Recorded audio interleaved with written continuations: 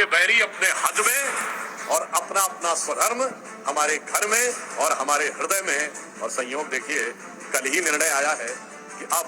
NCERT के पाठ्यक्रम से भी मुगलों वाला चैप्टर डिलीट हो रहा है। देखें तो 350 साल पहले छत्रपति शिवाजी महाराज के नेतृत्व में जो हिंदवी स्वराज्य बना था और उसके बाद जो हिंदू पद बादशाही के रूप में कर्नाटक आज से लेके और आज के पानीपत तक जो साम्राज्य था, अगर किसी को उसमें हिंदुत्व नजर नहीं आता था, मुझे लगता है कि उनकी बुद्धि के ऊपर तरस आने की बात है। मैं याद दिलाना चाहता हूं, जो लोग आज सावरकर जी के बारे में तमाम अनाप शनाप बातें कहते हैं, कई बार वो समझ नहीं पाते कि काल चक्र की गति क्या थी। 100 वर्ष पूर्व का समय और आज इतना बड़ा परिवर्तन आया। बताइए, ये नागपुर की धरती जहां हम खड़े हुए हैं,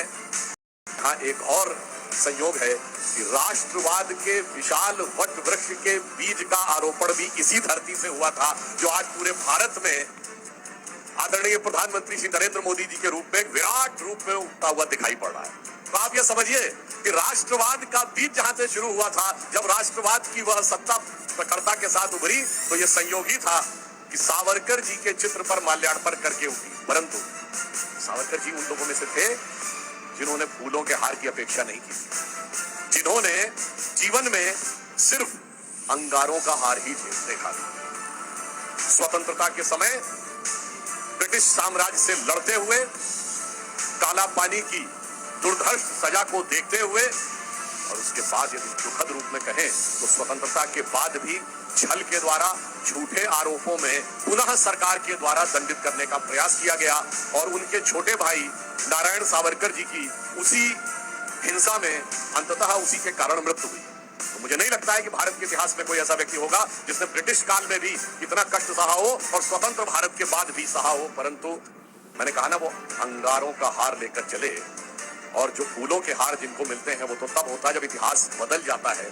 पर अंगारों का हार उनका होता है जो इतिहास को बदलते हैं। तो मैं सावरकर जी के लिए कहना चाहूंगा, अंगार हार उनका जिनकी सुन हाक समय रुक जाता है, आदेश जिधर कर देते हैं इतिहास उधर मुड़ जाता है। पर आपने देखा कि वो इतिहास का बदलाव दिखाई पड़ा। आप एक और बात देखिए, जो लोग प्रचारित करने का प्रयास करते हैं कि सावरकर जी ने हिंदुत्व का विषय दिया, और हिंदुत्व का विषय तो सिर्फ सावरकर जी ने दिया, 100 साल पुराना था। अगर ये बताइए, जो लोग ये कहें कि हिंदुत्व का विषय सिर्फ 100 वर्ष पुराना था,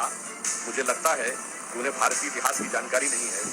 और कम से कम महाराष्ट्र की धरती पे आकर अगर वो देखें तो 350 साल पहले छत्रपति शिवाजी महाराज के नेतृत्व में जो हिंदवी स्वराज्य बना था और उसके बाद जो हिंदू पद बादशाही के रूप में कर्नाटक आज से लेके और आज